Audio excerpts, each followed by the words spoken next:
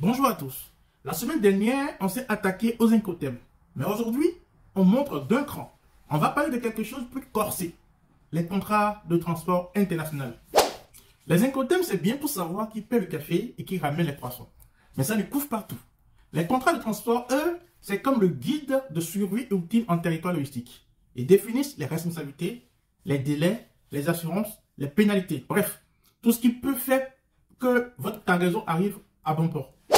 Aujourd'hui, je vais vous montrer comment éviter les erreurs les plus courantes dans la rédaction de ces contrats et surtout comment vous éviter les migraines juridiques qui vont avec.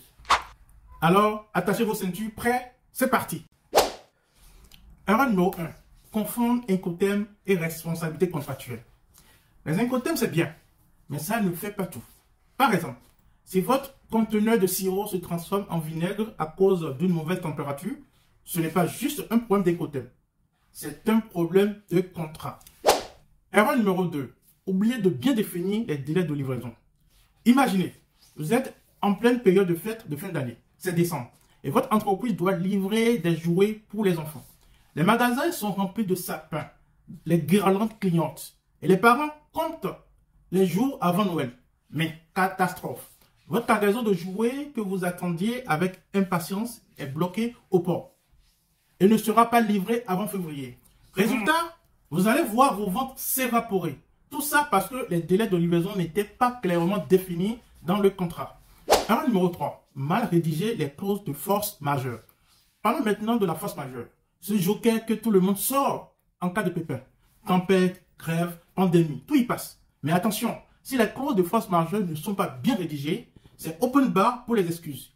Précisez bien ce qui est couvert et ce qui ne l'est pas. Erreur numéro 4. Rédiger les assurances et les risques cachés.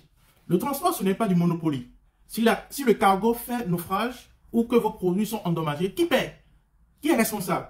Prenez le temps de bien lire les petites lignes. En résumé, un contrat de transport, c'est comme une recette de cuisine. Il faut les bons ingrédients dans le bon ordre et surtout bien dosés. Les Incoterms, c'est l'entrée.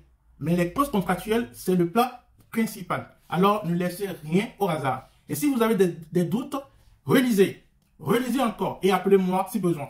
Allez, c'est tout pour aujourd'hui. Si cette vidéo vous a évité une ou deux migraines contractuelles, n'oubliez pas de liker, de commenter et de partager. Et surtout, restez zen, même quand votre conteneur semble vouloir faire le tour du monde tout seul.